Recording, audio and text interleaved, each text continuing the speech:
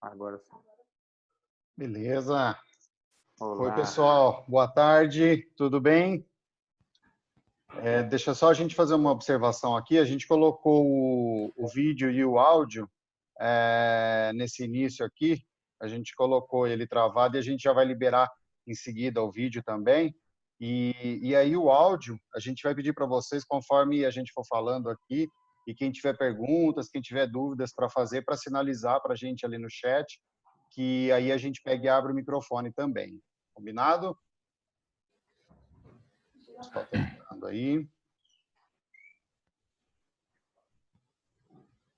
Então, vai.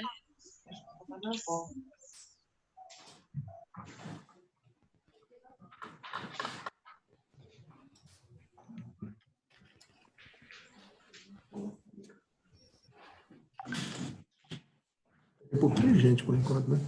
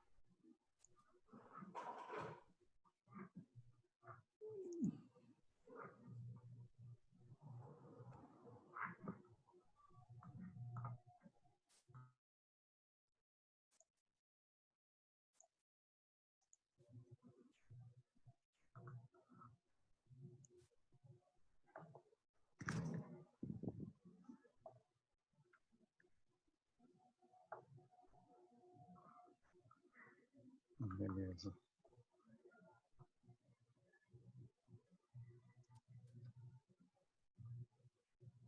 Pessoal, a gente só está aguardando mais duas pessoas para entrar aqui com a gente, que vai fazer a mediação aqui do nosso bate-papo e a gente já começa, tá? Maravilha.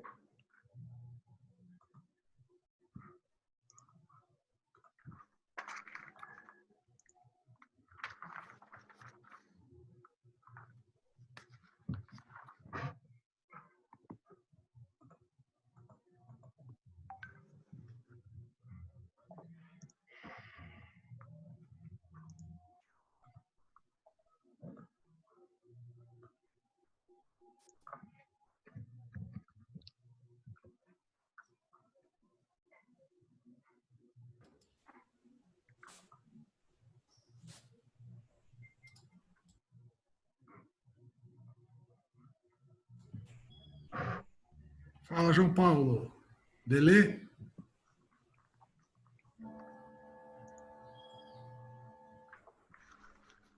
Não estou te ouvindo, você está no mudo. Tudo bem, Lúcio? Bom vê-lo aí, direto do Guarujá. Cliente de Tranquilo. carteirinha. Fã de carteirinha do GP. Eu vou me candidatar a alguma coisa um dia, porque eu sei agora que eu tenho um voto, viu, Lúcio? Você tem. Você sempre está presente, viu? Um abraço, meu amigo. O Lúcio está no Guarujá, Paulo, mas ele é de Lins, viu? Ah, também? Mais um? Cara, Lins está dominando o mundo, hein? Bom, 5:12, Rodolfo, quer? Vamos lá? Vamos lá, pode começar. Vamos lá. Fala, pessoal. Boa tarde, com muita energia. Tudo bem com vocês? Sou Rodolfo Figueiredo e vou fazer essa abertura breve aqui para a gente já passar a palavra para o João, para ele poder despejar todo o conteúdo que ele tem de agro aqui para a gente poder beber direto da fonte, né? A Pensare, pessoal, é uma escola de inovação focada em educação executiva. O nosso propósito principal é ajudar e contribuir para as empresas no processo de inovação, para que elas se tornem mais competitivas e sustentáveis no mercado, né? Para que elas não se tornem obsoletas. Quantas tem ainda? Tá ouvindo? Não? Tá. Esse é o nosso propósito, então, pessoal, levar educação de inovação para as empresas com criatividade e muita praticidade. Hoje nós estamos com o time completo da Pensare, que sou eu, o Arthur, o Marcelo Mies, o Paulo Zani e o Ricardo. Representa aí todo o nosso potencial intelectual e operativo hoje. Sejam bem-vindos a mais uma edição do webinar. João, obrigado pela disponibilidade, pela oportunidade. Tamo junto. Paulo. Deixa eu só apresentar rapidamente aqui João Paulo Zampieri, que é um nome bastante conhecido, né? Alguns podem não conhecer, mas ele é muito conhecido no setor do agronegócio brasileiro. João Paulo, que é engenheiro agrônomo, pós-graduado em marketing, em gestão empresarial, em gestão de agronegócio. Também é capacitado em coaching pela Sociedade Brasileira de Coaching. Tem 31 anos de experiência em empresas multinacionais. E agora também sócio fundador da ZMP Inteligência. E, naturalmente, um agricultor nato. João Paulo, é um prazer enorme tê-lo aqui com a gente nessa oportunidade. Seja muito bem-vindo e fique à vontade que a casa é sua. Olá, Paulo. Olá, todo o time da Pensare. Olá, pessoal que está nos acompanhando. Estou muito feliz de estar aqui hoje. Parabenizo a Pensare pela iniciativa, né? Uma empresa preocupada em capacitação, preocupada com as empresas e trazendo o agronegócio para essa discussão. Nós que somos do agro, muitas vezes reclamamos, nós falamos assim, poxa, o pessoal do Brasil que não é agro, muitas vezes não está preocupado com agro. E vocês a Pensare nos surpreende, mostrando que vocês têm essa visão e entendem o papel do agro no contexto do Brasil. Parabéns para vocês, uma empresa jovem já com essa visão tão bacana, né? Só para então deixar claro o que o Paulo falou, eu sou de Lins, sou do interior de São Paulo, estou falando com vocês de Londrina, tenho aí, como ele falou, 31 anos de multinacional, sempre no agronegócio, estou há 2 anos com a nossa empresa, ZMP, que é uma empresa que nasceu com foco total no agronegócio, e nós temos um propósito, nossa empresa já nasceu com um propósito, despertar o potencial transformador do agronegócio. Nós somos tão apaixonados pelo agronegócio que nós já nascemos com o propósito de ajudar nessa transformação, porque nós entendemos que o agronegócio pode ajudar demais o país, a nação, as pessoas, a alimentação, e a gente vive isso e vive com muita paixão, por isso eu fico muito feliz e falo com muita intensidade quando o tema é o agronegócio. Então, muito obrigado pelo convite, tá, Paulo? Tá certo, eu já vou aproveitar então, João, colocar a primeira questão para a gente começar a discorrer e aproveitar da sua experiência e como você pode colaborar com a gente aqui. Entender quais são agora os desafios que a gente tem no setor do agronegócio a curto prazo, né, aqui no Brasil especialmente, dado o cenário atual que a gente está passando aí, que todos já conhecem, um cenário atípico, e como é que você vê aí os desafios que o agronegócio tem a curto prazo para a gente enfrentar. Bom, para a gente falar dos desafios, a gente tem que passar um pouco o cenário. Eu entendo que as pessoas que estão nos ouvindo, existe uma fatia grande aqui que não é do agro. Então, me permita contextualizar, né? Eu morei muitos anos em São Paulo, quando eu era executivo de uma multinacional, e eu via a dicotomia, né? As pessoas em São Paulo ali comem, vivem, se alimentam, mas não tem esse mindset do agro e até de muitas grandes cidades do interior. Então, só para contextualizar, o nosso país exporta por ano mais ou menos 240 bilhões de dólares. Desses 240 bilhões de dólares, 100 bilhões, estou arredondando tudo, 100 bilhões é para o agronegócio. Então, você imaginar quantas coisas nós temos, né? Minérios, produzimos petróleo aqui no país, e tanta coisa que esse país é rico. 100 bilhões, 42% de toda a nossa balança comercial vem do agronegócio. Por isso que existe tanta preocupação com o agronegócio. Quando se discute de vocação de um país, A vocação do nosso país é agronegócio, porque é um único negócio é responsável por 42% de todo o negócio do país. Se não fosse o agronegócio, nossa balança comercial seria negativa. Eu vi um dia o Roberto Rodrigues, que foi ministro da Agricultura, comentando, ele fala, é curioso, né? As pessoas lá fora comentam, o Brasil é o país do samba e do futebol. Se você, conforme o país que você está, você discute um pouco a vocação. Você está lá na Grécia, você fala do turismo deles, ou da Itália, você fala do vinho da Itália, ou da pasta da Itália, ou mesmo em Paris, do turismo de Paris. Por que no Brasil é do samba e do futebol, sendo que a nossa vocação é agricultura? As pessoas deviam aprender a falar, olha, o Brasil quem? O país da agricultura. Então, nosso país, 42% do nosso PIB vem da agricultura. O nosso superávit, o ano passado, foi metade de toda a exportação da agricultura. Então, a nossa exportação foi o dobro do superávit. Então, olhem o papel da agricultura. Aí vem outro tabu. Algumas pessoas falavam para mim assim, qual a maior exportação do Brasil? A maior exportação do Brasil na agricultura é soja. Claro, o Brasil exporta muita carne de boi, muito frango, muito suíno, açúcar, laranja, café e assim por diante. Mas qual é a maior exportação? O que mais contribui? Soja. Aí algumas pessoas falaram para mim assim, mas o Brasil produz alimento, eu não como soja. Então aí é só um tabu para os não agrônomos, para os não agricultores, tá? O que é soja? É a maior fonte de proteína do mundo. Quando você pensa num porco, quando você pensa num frango que todo mundo come, frango e porco é soja e milho puro. Então, quando você come porco e frango, o porco e frango é soja e milho diluído. E boi também, uma boa parte. Todo boi confinado tem soja e milho dentro dele. Então, quando você produz soja, você está produzindo carne. Claro, tem soja no chocolate, tem soja nos lácteos, tem soja na bolacha. Mas a grande razão de se produzir soja é que soja é a maior fonte de proteína e a soja vai para a carne. Então, são alguns tabus que a gente tem que entender para poder entrar nessa discussão, né? Aí existe uma coisa, por que a China importa muita soja do país? Quem é o maior importador hoje do Brasil? Quando eu falo que o Brasil exporta 100 bilhões, 28% de tudo que o Brasil exporta, dos 240 bilhões, que não é só agricultura, 240 bilhões, 28% vai para a China. E desses 28%, 70 bilhões é agricultura que vai para a China. Então, o que acontece?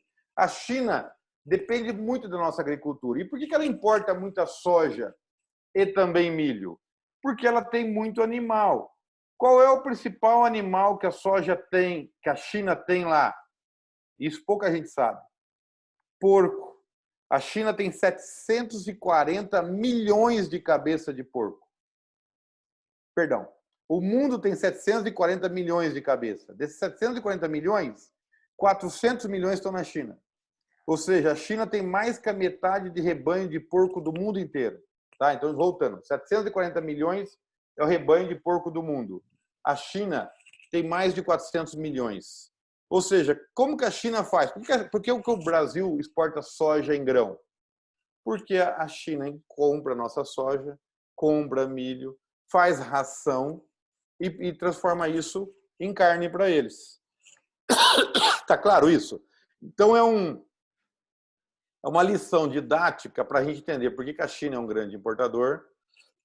De novo, não compra só soja, mas demanda muita soja. E por quê? Porque eles consomem muita carne. A China também compra muito frango. Muito frango. É o maior comprador de frango nosso. Só que aí o frango já vai como frango mesmo. O frango aqui, 60% do frango é milho, 40% é... 65% é milho, 35% é soja. Isso é transformado em frango, o frango já vai como frango para a China. Então, a importância da agricultura e da produção de grãos está aí, para vocês entenderem. Isso tudo é proteína. Tá bom. a sua pergunta, no momento atual. No momento atual, existe um contexto. Quando você pensa em grão, a proteína, principalmente soja, onde a gente depende mais, e proteína é proteína e é fonte de vida, é fonte de alimentação para os animais, ela foi pouco abalada nesse contexto. E outra, o mundo depende muito do Brasil. O Brasil hoje é o maior exportador de soja. E a soja, ela é linkada ao preço do dólar. Então, o que aconteceu? O preço de soja não estava tão alto, mas o dólar disparou. Então, todo o agro que dependia de soja, que é o maior negócio do agro nosso, foi pouco abalado. Porque, por mais que o mercado ficasse um pouco comprometido, dependia do preço em dólar e o preço disparou. Já existem outros setores, por exemplo, o álcool, que foi uma calamidade. Por que foi uma calamidade? Aí nós temos que entender também. Hoje, quem é o maior produtor de etanol do mundo? Nós achávamos que era o Brasil. Não é mais o Brasil. O maior produtor de etanol é os Estados Unidos. E para vocês terem uma ideia, desculpem, os Estados Unidos já está produzindo o dobro de etanol que o Brasil. E os Estados Unidos começou depois que a gente. Eu acho uma vergonha para nós. Os Estados Unidos produzem o dobro de etanol nosso. O etanol vem da onde? Do milho. O nosso etanol vem da cana. O etanol dos Estados Unidos vem do milho. O etanol deles vem do milho. E eles usam 40% a mais de milho que toda a produção do Brasil. Então, imagina o Brasil inteiro produzindo milho. O Brasil produz 100 milhões de toneladas de milho, eles produzem 140 milhões. Só para etanol. Não é que os Estados Unidos só produz isso. Os Estados Unidos produz 40% a mais que todo o Brasil só para etanol. Ótimo. Isso estava ótimo para nós. Ou seja, quando eu formei em agronomia, eu formei agronomia para produzir alimento. Que maravilha, vamos alimentar o mundo. De repente, eu era um agrônomo que produzia alimento e energia. Porque por causa da cana, do milho e da soja com biodiesel, a minha profissão virou uma profissão que também produzia energia. Isso foi maravilhoso para a agronomia e para a agricultura. Veja bem, nós temos biodiesel, nós temos etanol, nós temos de milho, etanol de cana, também existe etanol de beterraba, açúcar de beterraba e etanol de várias outras coisas. Mas o que acontece? Isso é ótimo para a agricultura. Mas o petróleo despencou. O petróleo despencou de tal forma que é inviável consumir o etanol de milho nos Estados Unidos, porque o etanol de milho era caro, só era viável porque o petróleo estava caro. O que aconteceu com todas as fábricas nos Estados Unidos? Parar de produzir etanol. Parou de produzir etanol, 1,5 Brasil quase de milho parou de ser necessário. O que aconteceu com o milho nosso? Começou a cair. E o que aconteceu com a cana nossa? Com o álcool nosso? Ficou sem consumir álcool e caiu o preço do álcool. Por quê? Porque o petróleo caiu o preço. Então você não tem consumo de petróleo e quando tem é por um preço barato. Tá claro isso? Então, o que acontece? Quando você fala que para o agro é diferente, muitas pessoas falam, o agro não para, o agro está bom. Você tem uma soja bombando, você tem um café que está bom, que é atrelado em dólar, você tem uma laranja que vem recuperando, mas você pega um milho, o preço começou a cair por causa do etanol, e você pega uma cana-de-açúcar, está horrível. Então, o álcool está horrível. O açúcar está melhorzinho, porque o açúcar também é atrelado em dólar e você exporta. Mas o álcool está horrível. Então, o setor, quando você pergunta como está o setor, depende de onde você está. Depende de onde você está. Tem áreas que estão melhores e tem áreas que estão sofrendo muito. Como nossa vocação é soja e produz muito... Vocação é soja não, vocação é agricultura, mas boa parte da agricultura é soja, existe uma parte considerável do Brasil que está muito bem, obrigado, por causa da soja.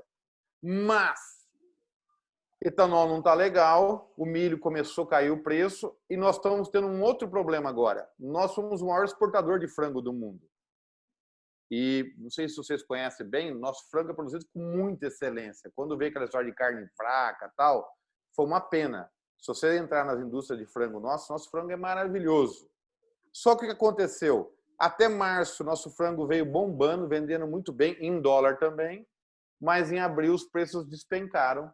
Por quê? Porque os restaurantes fechados no mundo inteiro, as cantinas, e todo mundo sabe disso, os estoques subiram e nós estamos sofrendo agora com o preço de frango. Então, hoje nós temos áreas indo bem e temos áreas indo mal, né? Nós, da consultoria das MP, estamos conversando com vários clientes, lidando com isso, e tem clientes nas duas situações agora. É isso, Paulo. Que desafio, hein? Equilibrar tudo isso e fazer a coisa acontecer. E que bom que tem toda essa diversidade, né, João? Não, uma coisa positiva para nós e que a gente acredita muito é o seguinte, eu vou até trazer esse contexto aqui para vocês. Uma tendência global é que os países rediscutam as suas origens de alimentos. Por quê? Porque nessa crise, a Globo não comentou isso, é uma pena, e vocês sabem por que a Globo não comenta coisa positiva. Ou melhor, poucas mídias comentam coisa positiva. Mas existiu algo positivo que aconteceu no Brasil que foi maravilhoso. O Brasil foi um dos poucos países grandes do mundo que a logística não parou. Pra vocês terem uma ideia, quem é o maior produtor de carne do mundo? Acredite se quiser, é a Índia. A Índia não come carne, mas produz muita carne. E a Índia produz carne e vende muito para a Europa. A Índia abastece a Europa. A Índia, por causa do corona, travou as operações, parou. Os Estados Unidos, com toda o gigantismo americano, com toda a potência americana, o corona pegou as indústrias deles de calça curta e os principais frigoríficos americanos pararam. Eles ficaram sem poder atender a logística. A própria China teve problema de abastecimento. O Brasil, das grandes potências, foi um dos poucos países que não parou a logística. E os nossos principais frigoríficos conseguiram evitar o corona. Teve agora, está tendo algum caso no Brasil, mas os principais evitaram o corona, bloquearam o corona, não tiveram problema. Nós não tivemos problema de logística. Nossa ministra da Agricultura fez um belo trabalho com o ministro dos Transportes. Nós não tivemos problema de logística, não deixamos de atender nenhum país e nós estamos sendo muito respeitados fora do Brasil por isso. E o que isso vai trazer de bom para nós e que você colocou agora? Os desafios são grandes. Todos os países que tiveram desonrados contratos estão cabreiros, porque desonraram contratos. E os presidentes pós-corona vão tentar melhorar as fontes, melhorar os parceiros, ver aonde eles têm segurança. Por quê? Porque o corona trouxe um recado para nós. Depois do século XXI, nós tivemos H1N1, SARS, tivemos MERS, que é uma doença de camelo no Egito, tivemos ebola na África e tivemos corona agora. Então, são 5 epidemias em 20 anos. 5 epidemias. Significa que nós podemos ter uma outra epidemia? Claro, nós já tivemos 5. E nem curamos o corona, que pode daqui a pouco restabelecer tudo de novo. Conclusão, os líderes globais estão todos preocupados com o plano B. O que fazer se tiver de novo, se tiver outra epidemia, se tiver mortalidade? E alimentação é algo primordial para esses países. Então, uma tendência global que os gurus estão falando é que todos os países vão rever as parcerias em todos os sentidos, alimentos, materiais médicos e tal, mas vamos falar de alimentos, que é nosso tópico aqui. E que nesse quesito, o Brasil pode ser muito bem privilegiado. Porque o Brasil é uma dispensa do mundo. Nós temos a diversidade, né? É celulose, é leite, é laranja, é arroz, é feijão, é milho, é soja, carne. E nós somos a dispensa do mundo, não mancamos com ninguém, temos qualidade, produzimos mais do que consumimos, não tivemos problema nenhum de logística, pelo contrário, mostramos como fazer logística, e isso, quando você fala de desafio, é oportunidade. Estamos sofrendo agora, porque foi tudo corrido, mas bem organizado, nós podemos rever contratos com os países e ser o grande fornecedor dos países. entendeu? E virar isso uma grande oportunidade. E isso, você imaginar que 42% do nosso PIB é agricultura, eu trago um ponto positivo, que os economistas não estão falando. Todo mundo está falando de que o desemprego no Brasil vai ser muito grande, e pode ser grande. Todo mundo está falando que o PIB nosso cai 5%. Mas eu tenho um pensamento positivo. Nós vamos passar por crise, vamos passar por desemprego, vamos passar por tensão. Mas se nós focarmos no que a gente sabe fazer bem, que é a agricultura, nós podemos minimizar, não é que não vai ter problema, podemos minimizar os problemas. Porque nós temos a vocação. E outra, a agricultura, se a gente não exportar 100 bilhões esse ano, nós vamos exportar 95, mas podemos exportar 110. Ou seja, 42% do nosso PIB está praticamente resolvido. Então, nós temos um problema hoje para discutir os outros 60%. Mas dos outros 60%, uma parte considerável também tem minérios, que também não vai ser, que está indo muito bem, que também não vai ser atingido. Então, quando a gente fala que o nosso país está passando por crises grandes, ouso dizer que metade do que traz dinheiro para esse país não está passando por crise. Está passando por crise o coitado lá que cuida de eventos, cuida de viagens, cuida de turismo, o cabeleireiro que não pode abrir, a cabeleireira que não pode abrir, e é gente que precisa de dinheiro para o dia a dia. Mas quando se pensa em economia macro, eu ouso dizer que metade não vai ser impactado. Outra coisa, você vai pensar, mas isso emprega a gente? Hoje, a agricultura está empregando quase 20 milhões de pessoas. E você pega aqui, vou dar um exemplo para vocês, a Cevale é uma única cooperativa aqui no Paraná.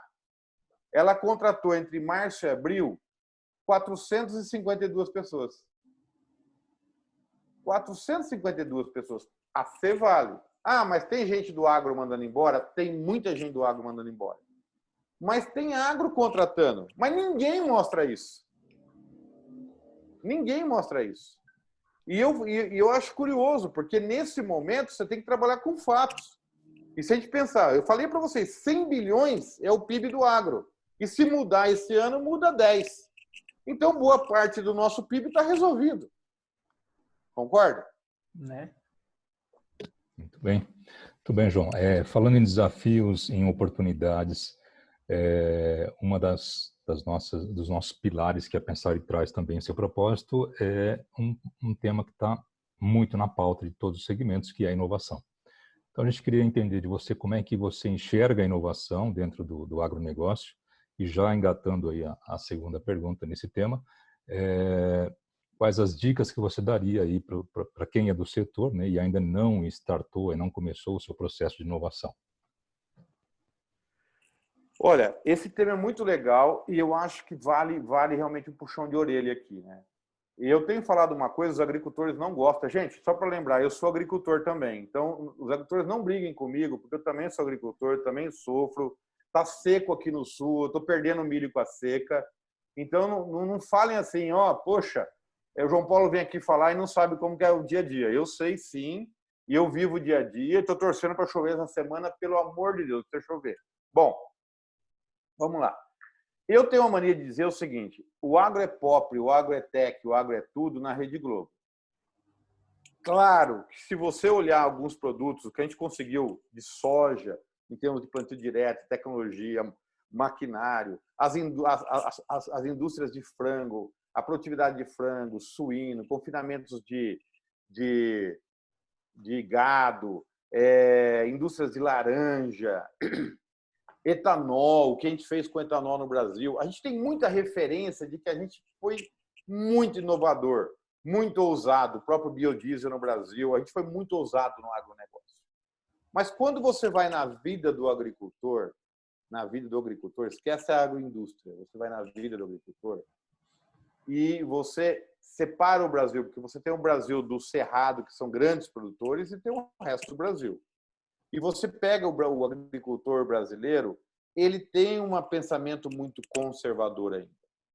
E esse pensamento conservador fez com que ele andasse devagar em termos de tecnologias, em termos dele trazer as novas tecnologias digitais para dentro da fazenda. E é curioso, porque nós temos uma dicotomia. O agricultor com mais WhatsApp do mundo é o brasileiro. 66% do agricultor brasileiro já usa o WhatsApp. Isso, na verdade, 66% era no começo de 19. Eu estou para dizer, se começo de 19 era 66%, hoje deve estar em 80%. Mas o brasileiro, por espanto do mundo inteiro, é o agricultor que mais usa o WhatsApp. O que eu fico triste é que mais usa o WhatsApp, mas mais usa também o WhatsApp para porcariada.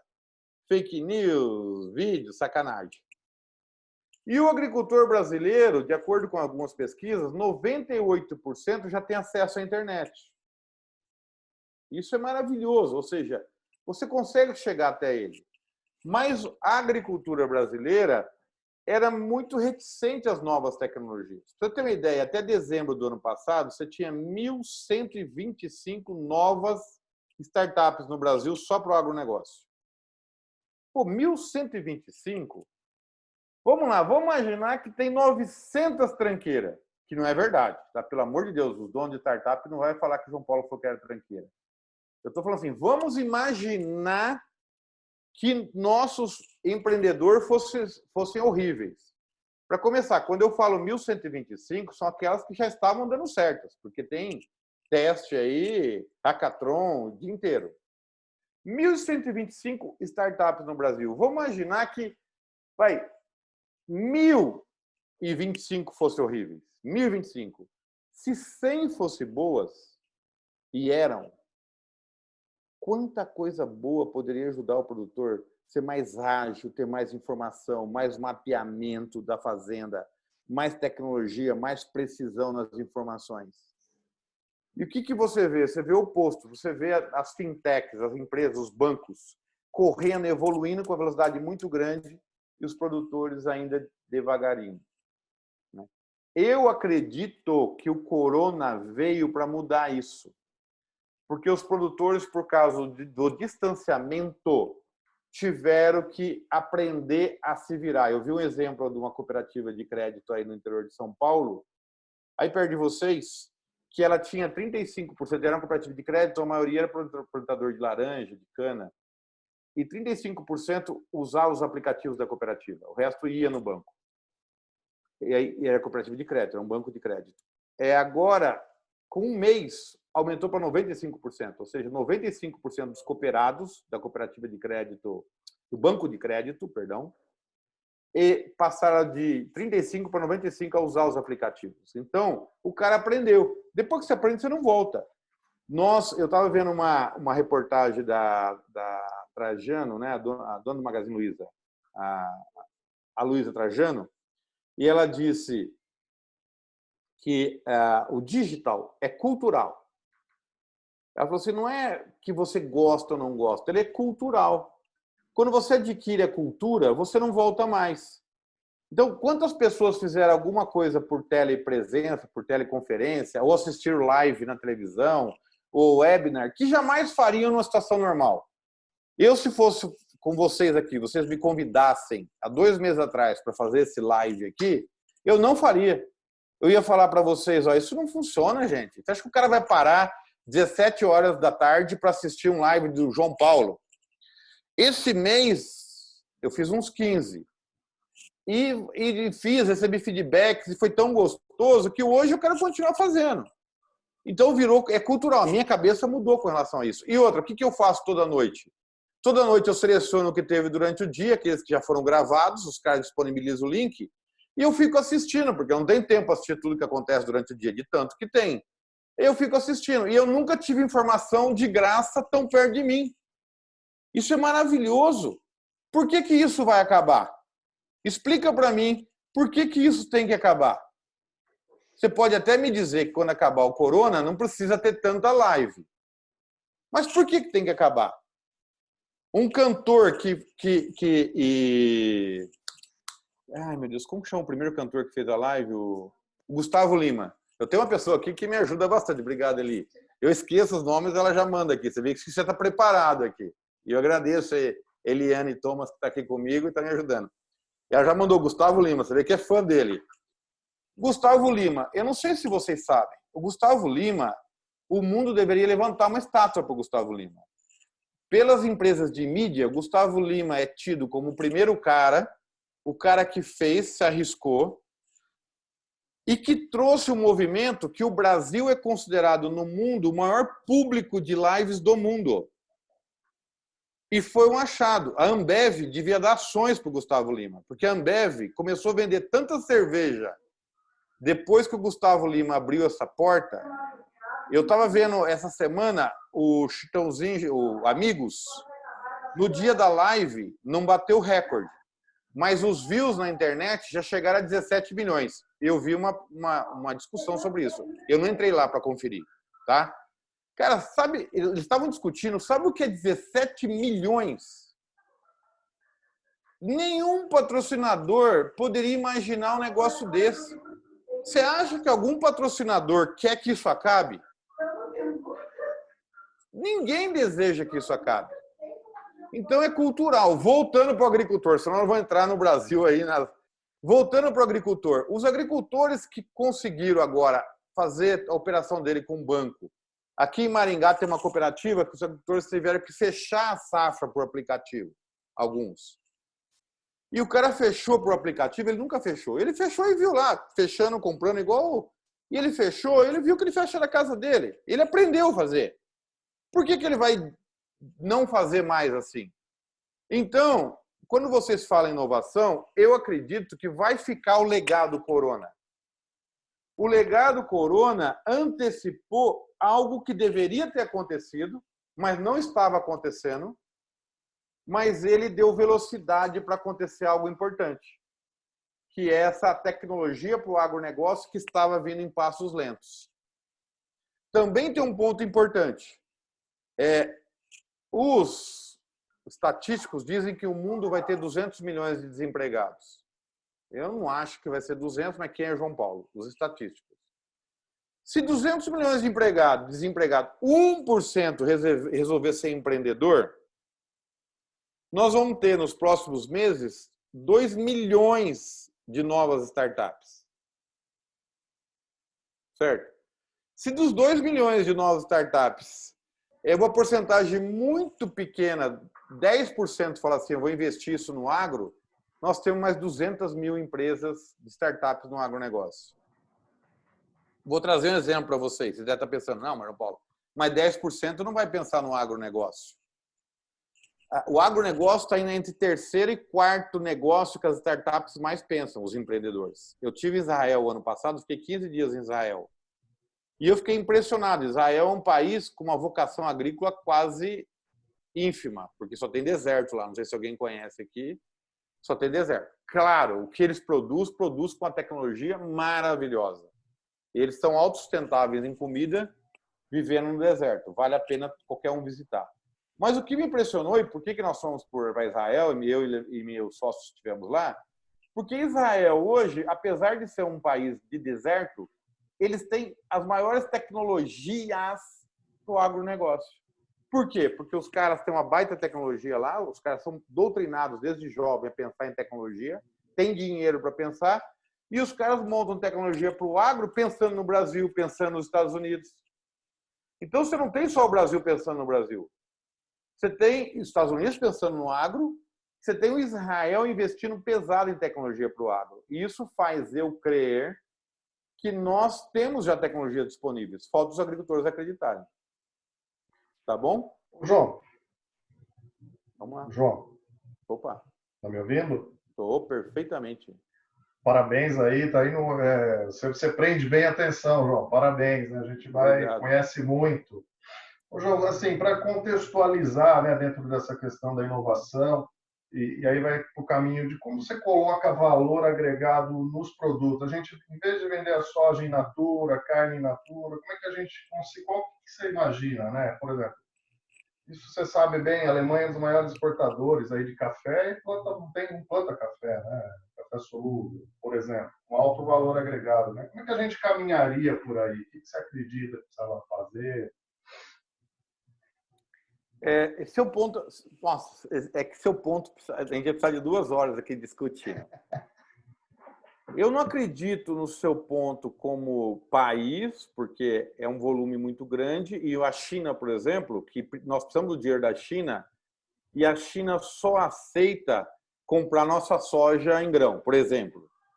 Mas quando você fala em valor agregado, por exemplo, quando nós entramos na indústria de frango, hoje, eu não sei se você sabe, uma boa parte do McDonald's do mundo compra o nosso frango. O Nuts, por exemplo, o Nuts é produzido aqui no Brasil, do mundo inteiro. Então, quando você come o Nuts fora do Brasil, alguém no Brasil bolou aquele como cortar o Nuts ali e vai já do Brasil. Então, tem coisa boa. Existe no Triângulo Mineiro um grupo que produz café de qualidade e exporta para o Brasil café do Triângulo Mineiro. Dando um exemplo, tem outras pessoas também, tá? Que produz café com muita qualidade. No leite também já está sendo feito isso, leites com valores agregados ou para a própria Nestlé e assim por diante. Mas eu queria dizer para você que o seu ponto é muito importante e eu acredito que o agricultor tinha que colocar a cabeça mais para pensar como empreendedor. Eu estive agora na Colômbia para visitar cases de sucesso na Colômbia sobre isso, valor agregado. E eu fiquei impressionado lá porque nós fomos ver caso de café, por exemplo, e que uma pessoa lá, ele conseguiu trabalhar com o café dele e ele foi trabalhando agregação de valor, até que ele montou as cafeterias dele. Então, ele tira o café da fazenda dele e ele vende o café dele por um preço 5 vezes mais caro na cafeteria do que o preço de um café. Então, as pessoas vão para a cafeteria para tomar o café dele por um preço 5 vezes melhor, mais caro, porque é o café dele. E ele conseguiu fazer um café de qualidade e provar isso, e o Brasil tem lugares para fazer isso. Eu vi uma situação deles pegarem o cacau deles e o cacau nosso da Bahia, provar para as boutiques de chocolate da Europa que o cacau da África não dava qualidade, trabalhar o cacau, interessantíssimo, trabalhar o cacau. E eles, inclusive, uma coisa básica, eles mandavam o cacau para a Europa com quadros, todo o cacau lote ia pintado. O agricultor colhendo o cacau, a família colhendo, como se fosse um QR Code, mas um QR Code simples, porque são famílias simples. Então o agricultor ia lá e pintava as famílias, colhendo o cacau, embalando o cacau, fazia vários quadros e mandava para aquelas boutiques de chocolate, somente na França, na Bélgica. E as pessoas começaram a olhar aquilo e falar assim, oh, nossa, mas coisa bonita, será que é assim? E aí essas boutiques começaram a fazer viagens de degustadores de chocolate para a Colômbia. Chegaram lá, viram aquelas famílias e falaram, vamos investir nessas famílias, pagar escola, hospital para eles, dar mais condição. Criaram isso, essas famílias tiveram mais condição, criaram mais qualidade de chocolate, e hoje a Colômbia é o maior exportador de chocolate.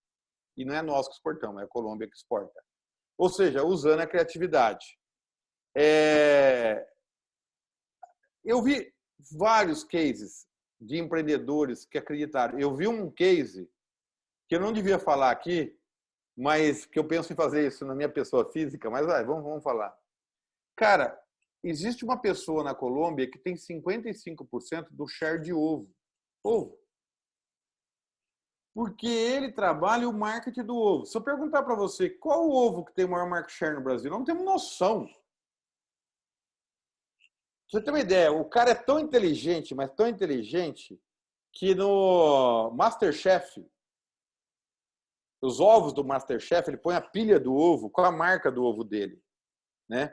Os caminhões de ovos dele são todos pintados, as pessoas na rua que vão entregar os ovos são uniformizados, tem propaganda na televisão dos ovos dele, e ele fez o trabalho com os médicos da importância de se consumir ovo. A Colômbia é o 4º maior país do mundo em consumo per capita de ovo. E ele hoje tem 55% do market share da Colômbia. Você imagina 55% de todo o ovo do país? E tem uma marca. Eu falo assim, o Brasil não tem marca de ovo. O ovo é commodity. E ele transformou o ovo. Gente, todo mundo que está me ouvindo tinha que ouvir isso. É a prova que nada é commodity. Eu sou agrônomo, gente. O ovo não tem diferença, praticamente não tem diferença. O ovo dele é o ovo mais caro da Colômbia e as pessoas chegam no supermercado e querem o ovo dele.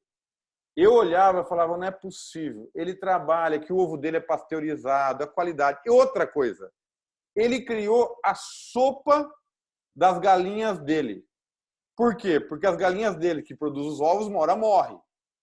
Aí ele convenceu as donas de casa que a sopa boa tem que ser da galinha dele, porque a galinha que é controlada, que é cuidadinha, que tem uma morte bonitinha. E hoje ele tem o domínio absoluto da sopa. O que eu quero trazer para você? Eu não acredito muito no país de você falar assim, olha, o país tem que mudar essa agregação de valor. Eu acredito que o empreendedor tem que se preocupar mais com isso. O agricultor, hoje ele não é agricultor, ele é um empresário. Qualquer agricultor movimenta por ano aí uma fortuna em dinheiro, alguns milhões e milhões. E ele tem que imaginar que qualquer commodity pode ter um diferencial. E ele tem que trabalhar isso. É com leite, é com café. O milho hoje é provado que tem uma diferença muito grande de qualidade de milho.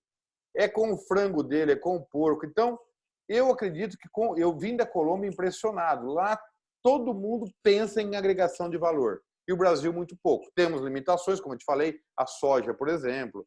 Mas eu acredito muito o agricultor como empresário e empreendedor. A outra coisa que eu acho, não é a sua pergunta, mas eu quero colocar aqui, é que o Brasil depende demais da China. Isso me assusta.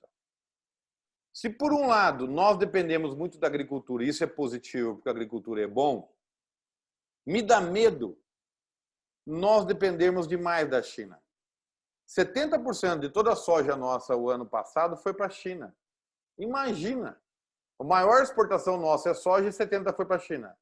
Eu estive na Índia 3 vezes. A Índia tem 1.390 bilhões de habitantes. A China tem 1.400 bilhões, ou seja, a mesma população.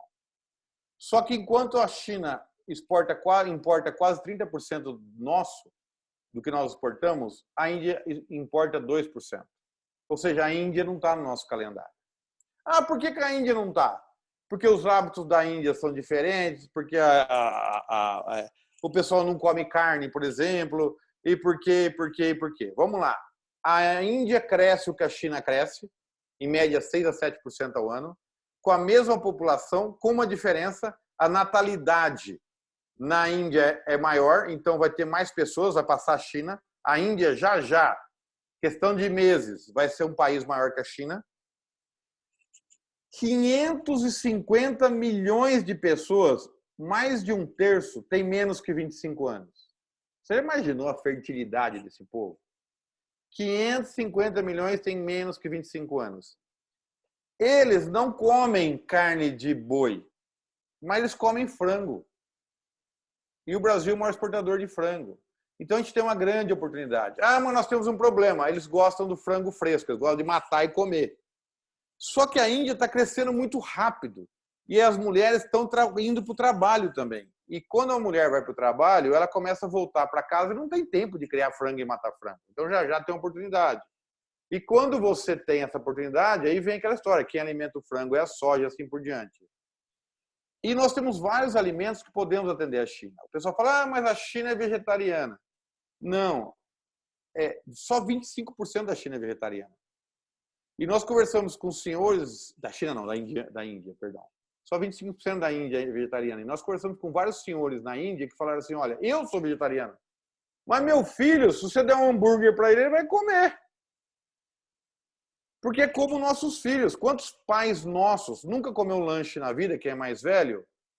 E nosso filho, a hora que pintou um lanchão, ele foi lá e comeu. Entendeu? Tem pai nosso que gosta de comer almoço, arroz, feijão, e jantar arroz, feijão, e os netos comem pizza, se bobear, almoço e janta. Então, muda o hábito alimentar.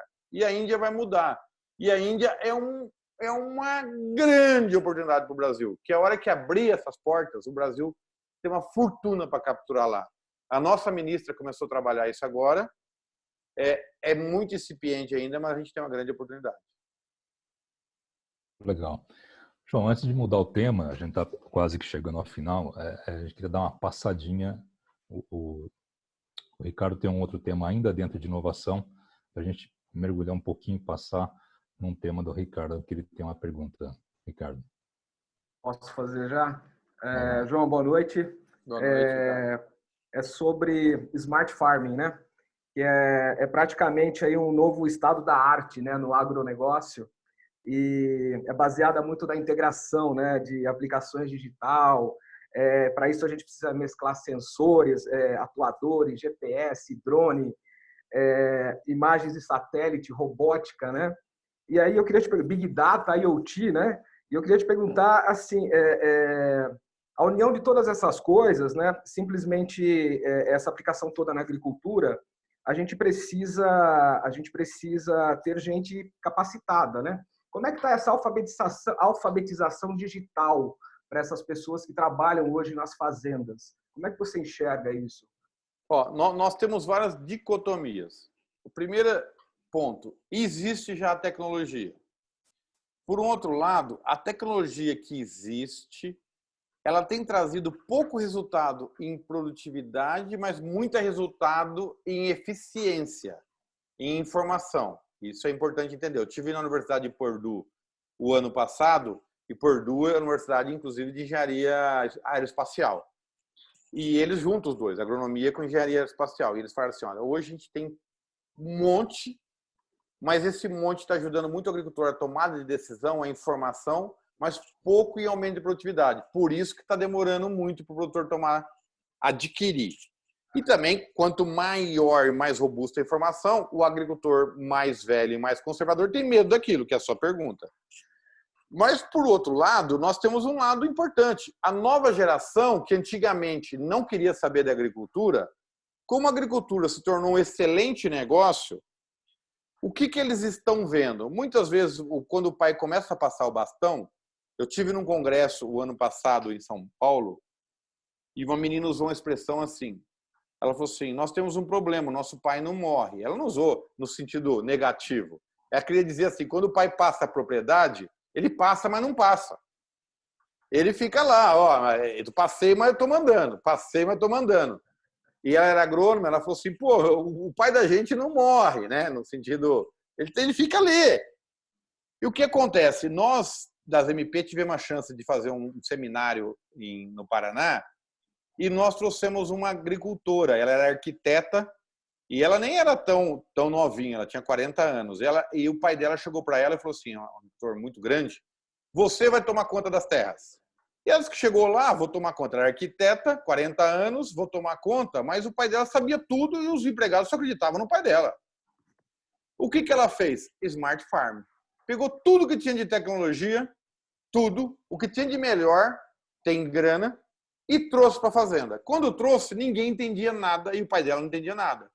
O que o pessoal fez? Falou, dependemos da Débora, ela chama Débora, dependemos da Débora. A Débora instalou, a Débora começou a entender dos programas, começou a acompanhar, precisou treinar todo mundo. Conclusão, chegou uma hora o pai dela falou, não entendo, eu não sirvo mais para ser agricultor. Você tem que assumir tudo isso. Entendeu? Então, eu achei bacana essa dicotomia. Se por um lado o mais velho tem dificuldade, por outro lado é o caminho do mais novo. Que se acelera o mais novo. Entendi. Então, é a passagem. Entendeu? E assim vai ser. Legal, obrigado. Bem, legal. Ô, João, deixa eu só fazer um parêntese rapidinho aqui. A gente estava puxando esse link aí, esse gancho aí de Smart Farm, enfim, de novas tecnologias, inovação. Em relação à parte de visibilidade do agronegócio, aí eu estou falando em termos de mídia, em termos de peso, de divulgação, enfim. O que você vê nessa linha das principais tendências? Hoje a gente está aqui numa sala aí com 20, 30 pessoas, igual você falou, há 2 meses atrás, se fosse para fazer, você não faria, né? Então, essa visibilidade que esse tipo de reunião, por exemplo, agora está tendo, levando isso para o lado do agro. O que você consegue falar para a gente em relação a isso? Sua pergunta é muito boa.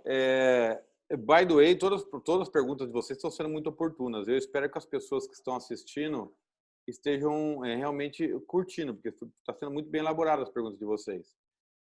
Eu tenho uma preocupação com isso, tá? Eu sou um cara que sou apaixonado pela agricultura e às vezes eu encontro um pai chega para mim e fala assim, poxa, eu não sei o que recomendar para o meu filho. Eu falo, ó, recomenda fazer agronomia. Aí o pai fala assim, eu não tenho terra e meu filho não gosta de agricultura. Eu falo, mas cara, não tem problema. Ninguém precisa gostar da agricultura para fazer agronomia. Para fazer agronomia, você tem que fazer agronomia para gostar do agronegócio. Eu tenho 2 filhos. Essa história é bem engraçada. Eu tenho 2 filhos. Meu avô tinha terra, meu pai tinha terra e eu tenho terra. Apesar que eu não herdei nada deles. Meu pai vendeu tudo que tinha, mas eu fui comprando de novo. Então, eu tenho terra. Qual que era meu sonho? Que meus filhos fizessem agronomia.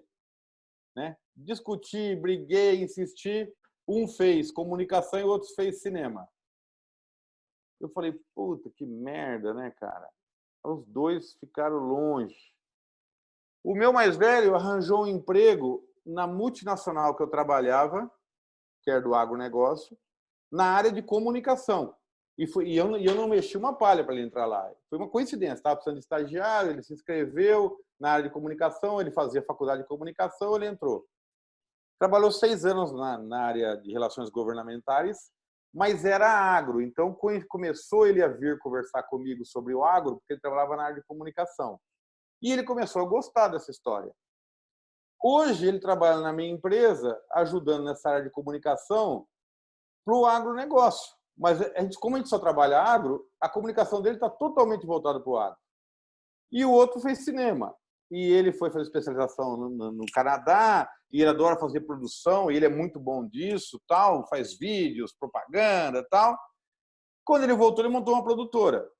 E ele trabalha para todos os setores. Mas a minha empresa tem vários clientes. E minha empresa começou a demandar para ele muita produção. E aí ele começou a visitar agricultor, fazer vídeo, visitar cooperativa, visitar revenda, multinacional que trabalha comigo. Hoje, 90% do que ele faz é agro. Então, conclusão, a produtora dele depende do agro, meu filho, que é comunicador, depende do agro. Conclusão, os 2 estão no agronegócio. Uhum. Né? E os 2 hoje conversam do agronegócio, conversam do agricultor, conversam. Eu nunca imaginei a volta. E eu falo para as pessoas, falo assim, olha, o agronegócio, lembra que eu falei para vocês que emprega 20 milhões de pessoas? Direto, indiretamente, seguramente, o meu filho lá que trabalha com vídeo não está no setor do agro, na estatística. Mas hoje, se fechasse o agro, ele estava ferrado, porque ele depende de 90% do agro. Com essa história da Globo, o agro é pop, o agro é tudo, ajudou bastante a divulgação. E a gente vê uma coisa, por exemplo, quando eu fiz agronomia, mulher não fazia agronomia. Hoje, um pouquinho mais de 50% das faculdades de agronomia já tem mulheres. E os próprios pais que fazem do agronegócio, os filhos estão voltando, as filhas estão voltando, e o pessoal das grandes cidades começaram a fazer agronomia. E se você pegar hoje os MBAs da GV em São Paulo, tem MBA para o agronegócio. Meu filho mesmo faz MBA para o agronegócio. Inclusive, ele não fez agronomia, mas agora ele faz MBA para o agronegócio em São Paulo pela GV. Quem diria que a GV ia fazer MBA em São Paulo para o agronegócio? Então, eu acho o seguinte, é muito, a não ser que você fale, minha vocação é ser médico, você é médico. Minha vocação é ser professor, você é professor de alguma coisa. Se você está na dúvida, lembra, 42% do PIB desse negócio é agronegócio. E a única dúvida que nós não temos é que o povo nunca vai parar de comer. Hoje, nós temos 870 milhões de pessoas no mundo que passam fome. E as estatísticas mostram que se os países conseguirem muito ajeitar a produção de alimentos, que não está conseguindo, em 2035, 660 milhões de pessoas vão continuar passando fome. Ou seja, é a única coisa que você tem certeza da lojinha. Se eu falar para você assim, vai vender sapato, você não sabe se as pessoas vão andar descalça, que sapato vai usar, você tem que entender sobre isso, você vai aprender sobre isso. Se eu falar assim, ó, vai produzir alimento, não importa se você vai ser o cara da roça, se é o colono, se é o cara do marketing do alimento, se é o comunicador do alimento, se é o cara do alimento. Você tem certeza que em 2035 ainda vai ter 630 milhões de pessoas que passam fome. Tem um outro dado que eu gosto muito, deixa eu anotar aqui para não errar. Em 2035, 70% das pessoas vão viver nas grandes cidades. Você sabe o que é 70% das pessoas vivendo em grandes cidades? E pior, as grandes cidades são 51 megacidades. Ou seja, o povo vai estar concentrado. E aí para produzir alimento para esse povo? Né? Então, a nossa responsabilidade com o alimento é muito grande. Eu sou apaixonado. Eu falo assim, eu sempre falo para as pessoas, eu Agradeço todo dia de ter nascido em Lins, né? Que é uma cidade que não é uma vocação agrícola, e ter escolhido a agricultura, cara, porque eu fui feliz. Eu tenho 33 anos de formado, eu só fui feliz, sabe? Só fui feliz até hoje. Só fui feliz. Legal, maravilha. Deixa eu passar a bola aí pro Paulo para ele dar sequência para a gente. Muito bom, Obrigado, João. Eu posso afirmar que eu conheço de perto aí toda a carreira de João Paulo e sou testemunha disso. João, você falou um pouquinho do futuro. Eu acho que para encerrar aí, talvez começar a ver quem tem mais questões, a gente falar um pouquinho de tendências, né? Eu não sei se 2020 dá tempo ainda, mas talvez 2021 para frente, as tendências do agronegócio Brasil, né, especialmente, e mundo, como é que você vê aí a médio e longo prazo, o que a gente pode esperar? Ô, Paulo, como talvez tenha perguntas tal, e tem a questão do tempo, eu vou resumir as tendências num relatório que saiu do Rabobank agora. E o Rabobank, então, é o Rabobank, uma instituição seríssima, não é o João Paulo falando para ninguém falar, mas não concordo com o João Paulo. Ele acabou de soltar uma matéria que ele diz o seguinte: como a origem do corona veio da China, e essa origem teoricamente, se não tiver fake aí, ela veio da qualidade de alimentos, da proximidade com animais, todo mundo sabe da história. O governo chinês está muito preocupado com a qualidade dos alimentos que se consomem na China, e ele está tomando todo o cuidado para melhorar a qualidade desse alimento, garantir que o povo consuma mais proteína e mais alimento de qualidade a partir de agora. E isso vai dar um impacto no Brasil muito forte. E deve ser seguido por algumas nações mais pobres. Então, o Rabobank acredita que no segundo semestre o Brasil já tem um choque positivo na agricultura e o Brasil vai ser muito bem impactado. Então, resumindo, eu prefiro ficar com essa matéria do Rabobank de estudo. Teoricamente, o Brasil deve ter um segundo semestre bem positivo para a agricultura. Bom, muito bom ouvir esse tipo né, uma coisa muito positiva para todos nós, porque uma coisa puxa a outra. Na verdade, a economia vive disso, né? Claro. Arthur e Rodolfo, tem perguntas na mesa? Ou então a gente poderia abrir para alguém, se alguém quiser. Vamos lá, o Rodolfo tem uma aí. Vai lá, Rodolfo, que a gente já abre aqui o restante. Pessoal, eu vou deixar esse espaço para vocês, se tiverem pergunta, para a gente aproveitar esse final de webinar com o João Paulo, que até agora brilhantou demais e muita informação positiva desse setor, com essas tendências que impactam positivamente o Brasil, e com certeza a inovação, né, é um caminho que a gente está trilhando aí, não tem volta, né? Pessoal, obrigado. Não acabamos ainda, João. Calma. Não, tô aqui, tô firme aqui. Muito bem. Quem tem perguntas, pessoal, pode abrir o microfone aí. Fique à vontade para habilitar a câmera também. Agora a hora é de vocês, de aproveitar aí todo esse conhecimento e potencial do João.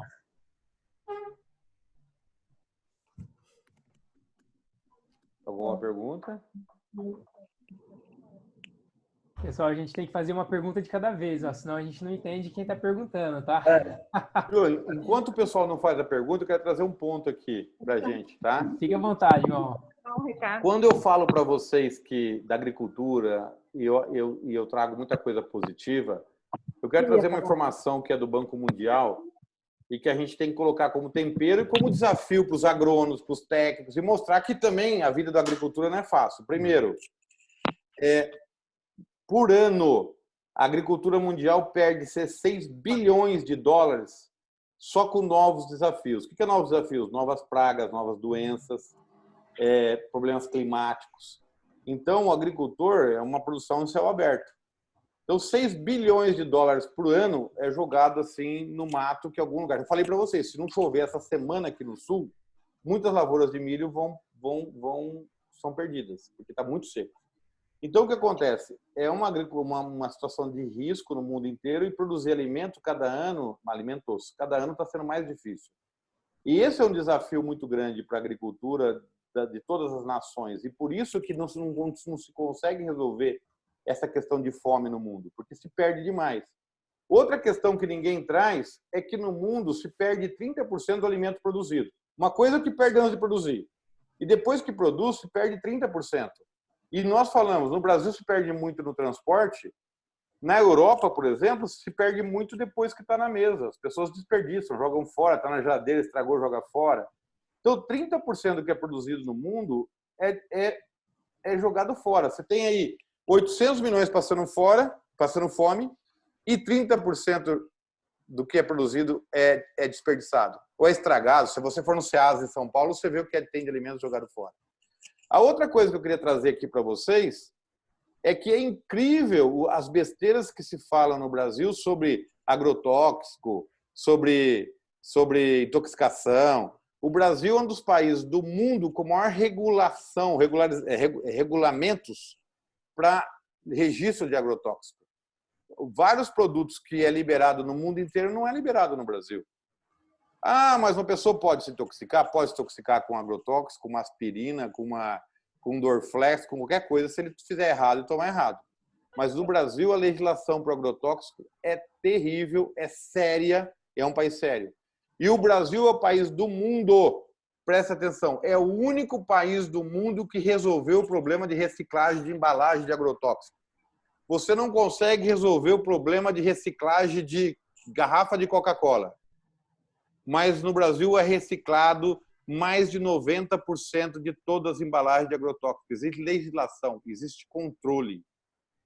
É reciclado. O cara usa e é obrigado a entregar no lugar certo. Isso é controlado, é buscado e é todo controlado a embalagem de agrotóxico. Isso é o único país do mundo. Mas ninguém fala. Então, é importante colocar, e eu quero aproveitar o espaço para dizer para vocês que as coisas acontecem e existe muita pressão, mas a vida do agricultor não é fácil. Ele recebe a porrada, mas as coisas são sérias, são bem feitas na agricultura. Muito bem, João. Eu queria colocar mais uma última pergunta. Não sei se os colegas, alguém tem mais alguma pergunta, mas eu queria colocar assim, mas como dicas que você tenha para, por exemplo, pequenos produtores, médios produtores ou até mesmo grandes produtores que ainda não começaram um processo de inovação, qual alguma dica que você poderia... Eu tenho certeza que você já viu isso por toda a sua experiência. Por onde começar? Alguma dica? Não, Paulo, o cara tem receio de começar. Como que ele poderia começar um exercício, por exemplo, para começar a inovar no seu empreendimento, no seu setor, enfim? É assim, Paulo, eu não vou dizer para ele como ele começar a inovar, porque depende de onde ele está. Hoje, no Brasil inteiro, você tem boas fontes de informação, ou distribuidores, ou multinacionais, ou cooperativas. O que eu acho que o grande problema nosso do Brasil, e eu vivi isso muito com pequenos, médios e grandes, é o cara acreditar na tecnologia. Então, é a mesma história. Nós temos velhos que tomam vacina e temos velhos que não tomam vacina. Uns acreditam, outros não acreditam. Nós temos gente no Brasil que estão usando máscara e tem gente que não está usando máscara. Tem gente que acredita no corona e tem gente que não acredita no corona. O mundo é assim, né? O que eu digo para as pessoas é o seguinte: sempre a tecnologia traz evolução. Não adianta você remar contra a tecnologia. Tecnologia sempre é para melhor. As pessoas falam, eu não acredito, eu não gosto. Não gostar de tecnologia é a mesma coisa que você falar assim, eu não gosto de remédio. Você não tem opção, você tem que tomar, porque ela vem para te ajudar. Então, o que eu falo para os agricultores não é, eu sou pequenininho, eu vou fazer minha fazenda, uma smart farm, não. Mas acredite que você pode, com o uso da tecnologia, o uso de algumas ferramentas, sempre ir melhorando. E você vai melhorando, você traz mais um pouco de ferramentas, você melhora um pouco, traz mais um pouco de ferramentas. Mas ser organizado, ser planejado e fazer o uso de tecnologia sempre é positivo. Então, primeira coisa que eu falo, terra sempre vai ser bom negócio. Agricultura sempre vai ser bom negócio. E tecnologia não tem volta. É isso que eu falo para encerrar. Ô, João, a gente tem uma pergunta aqui que entrou no chat agora. Isso. A pessoa está perguntando aqui em relação à tendência da carne vegetal, assim como outras carnes e outros produtos, se também pode migrar para esse caminho. A carne vegetal baseada em... Essa pergunta é ótima, tá? O que acontece? Vai crescer muito rápido. O mundo inteiro está migrando para carne vegetal. Existe uma coisa importante, não é só as pessoas que têm a preocupação com a carne vegetal. Se você pegar que eu não lembro o número, mas se não me engano é 40% de toda a carne usada pelo McDonald's vem da carne do boi brasileiro. Então você imagina um McDonald's lá na Europa terem que transportar essa carne até a Europa, do Brasil. Ou seja, é muito melhor comer se ele conseguisse convencer a carne vegetal. Então é o seguinte, a carne vegetal vai crescer, ou por moda, ou porque é interessante, ou porque é bom, por todas as razões. Existe essa tendência.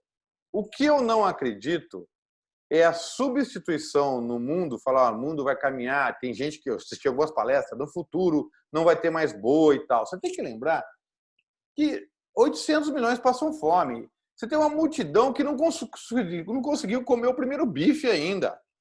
Gente, tem uma multidão que não conseguiu comer o primeiro bife. Tem uma multidão que sonha com o bife, sonha com a costela. Então, nós temos um mercado muito grande para o boi crescer, para o frango crescer, para o porco crescer e ter um mercado grande para a carne vegetal. Eu vou falar uma coisa que é muito pesado aqui e os veganos que me perdoem, eu vou falar e agora eu vou sujar a água. Quando as pessoas falam assim, não, eu acho que tinha que ser tudo vegetal, eu sempre falo o seguinte, só pode defender aquilo que tem lógica. Uma coisa é eu falar assim para o Paulo falou assim, eu sou vegetariano. Ok, decisão do Paulo e eu respeito. O Paulo é palmeirense, eu sou corintiano, ele não tem mundial e eu tenho. Pronto. Agora, matei, Paulo, tem que passar essa. Agora, o que acontece? Outra coisa é o Paulo virar e falar assim, eu acho que eu recrimino quem come carne, tadinho dos bichos, eu queria que o mundo inteiro fosse vegetariano. Ele não pode desejar isso porque a conta não fecha. Não tem como ter vegetal para o mundo inteiro e se não tiver carne, o mundo vai ter problema. E outra coisa que eu falo para todo mundo, vamos fazer o seguinte, você virou o presidente do mundo, vamos imaginar que o mundo tivesse um presidente. A partir de agora, você é o Trump do Brasil e você passa uma lei, virou o Bolsonaro do Brasil. A partir de agora é proibido comer carne. O que acontece amanhã? Fora a revolução. Todo mundo manda matar todos os bichos. Porque quem que vai dar ração para os bichos? Então, se você gosta tanto de animal, cuidado em falar que você não recomenda comer carne, porque você pode estar desejando a morte instantânea de todos os animais. Então, não fecha essa conta, né? Só existe animal porque eles são úteis para nós. Se eles não forem úteis, eles vão matar todos os bois, todos os porcos, todos os frangos, todos os peixes. E hoje boa parte do peixe que a gente consome é de cativeiro. Então, esse equilíbrio é necessário. E o mundo fazendo tudo o que foi feito, conseguindo produzir frango em 45 dias, matando boi com 1 ano e 8 meses, 1 ano e 6 meses, toda a genética de porco, ainda 660 milhões de pessoas vai passar fome. Então, o que eu respondo? Vai crescer, está crescendo muito rápido, tem algumas regiões que já está 8% de consumo de hambúrguer vegetal, então é muito rápido o crescimento, vai crescer muito rápido, mas isso não vai inibir o contínuo crescimento de carne, porque tem gente que não comeu o primeiro bife ainda. Muito bom, João, muito bom saber disso. E deixa eu ver aqui, Arthur, tem mais alguma? É isso, a gente está com mais uma pergunta aqui. Passando do tempo, acho que só mais uma para fechar. Só mais uma. O pessoal está perguntando em relação à questão das áreas de criação, se tem algum assunto, se tem alguma coisa relacionada para que você consegue explanar rapidamente para a gente. O que será que é pergunta? Área de criação, o que é? Eu, pelo que eu entendi aqui, eu acredito que deve ser alguma demarcação, enfim. Eu não sei, olha, eu vou passar para vocês uma informação que eu não sei, que passei ainda, mas eu não sei se vocês sabem, o Brasil é um dos países do mundo com o melhor preservação de florestas. E a gente que é do agro, a gente fica revoltado em ver que as pessoas falam, pô, queimou a Amazônia, ai, queimou o Pantanal. Gente, eu sou agricultor, eu não posso cortar uma árvore na fazenda. Eu não posso. Se eu cortar uma árvore, eu sou preso. E não pode, o agricultor não faz isso. Ah, mas queimou na Amazônia? Tá bom, ele queimou alguma coisa lá, não pode mesmo. Mas se você for nos Estados Unidos, eu tenho um amigo que mudou para os Estados Unidos. Ele comprou uma casa, e na casa tinha 5 árvores. E ele queria fazer um campinho para o filho dele. E aí ele falou para o vizinho como que ele fazia para pedir para a prefeitura autorização para cortar as árvores, e ele achou que era como no Brasil. Você corta 5, tem que plantar 100 em algum lugar e tal. Aí o vizinho americano falou, por que você me perguntar para mim como corta as árvores? Pega a motosserra e corta. Ele falou, mas eu posso cortar as árvores no quintal? As árvores são grandes. Ele falou, pega a motosserra e corta. Ou seja, não tinha problema nenhum cortar, pega a motosserra e corta. Se você fizer isso no Brasil, você está ferrado, né? Se você vai lá na Bahia, no oeste baiano, as propriedades têm um lixo reciclável, verde, amarelo, vermelho, porque o Ministério passa lá e ele quer saber se você tem na fazenda lixo reciclável. Aí eu falo assim, você vai em São Paulo, o lixo está no Rio. Está no Rio. E você vai no oeste baiano, tem que ter lixo reciclável, cara. Então, ninguém fala isso, cara. Ninguém fala isso. O Brasil, hoje, nós temos... É um país de 840 milhões de hectares, o país, e nós plantamos menos que 70. Ou seja, o nosso país é vocação agrícola e só planta 8,5%. Olha que bacana. Nós temos um problema. Qual é o problema? Nós temos muita pastagem degradada, que não é agricultura e não é. Essa pastagem degradada tem espaço para a agricultura crescer. E pode até ter sido um pouco dessa da pergunta que me fizeram. E essa pastagem degradada é um problema. Tem pastagem que tem uma cabeça de boi por alqueire, por hectare. E isso tem que melhorar essa eficiência. Só que é um boi orgânico também, é um boi que vive de pasto, né? Mas tem muito espaço para crescer aí. Então, é uma informação importante também. Nós somos um dos países do mundo com maior reserva florestal. E isso também é muito bem visto lá fora. Nós aqui dentro que não reconhecemos. E a França, né?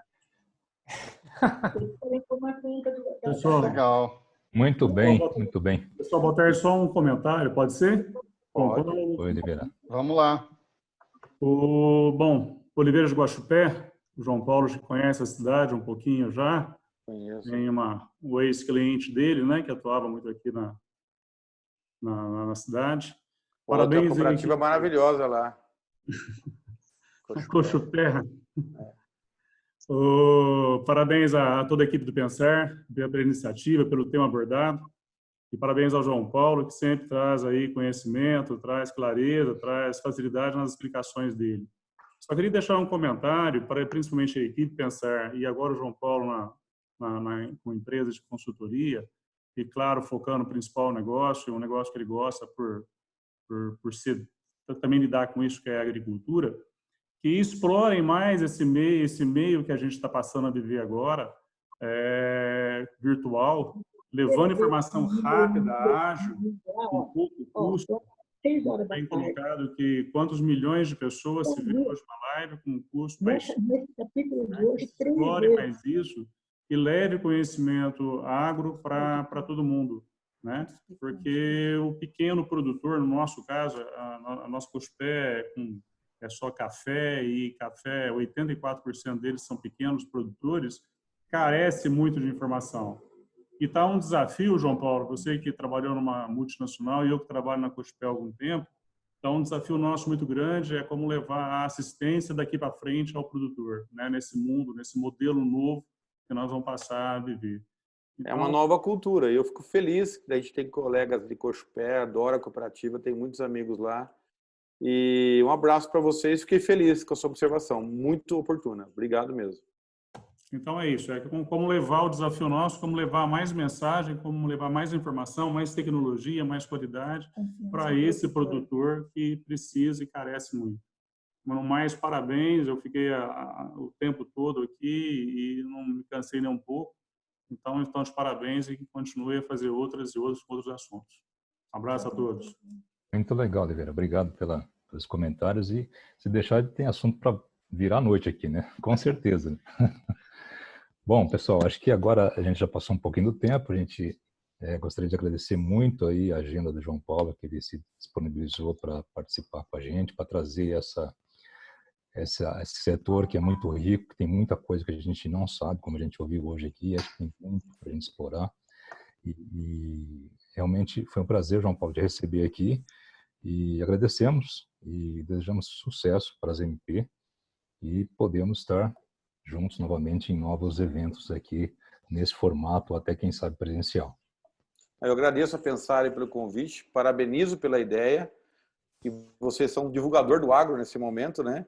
Divulgador da nova cultura, que é falar aqui pela webinar, como o Oliveira falou, e também me põe à disposição. Se precisar, conte conosco sempre, tá bom?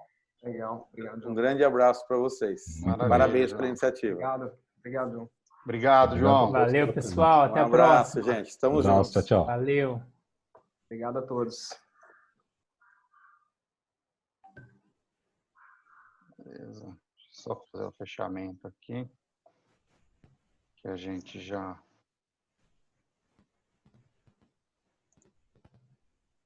Só encerrar a gravação, a gente fica um pouquinho aí.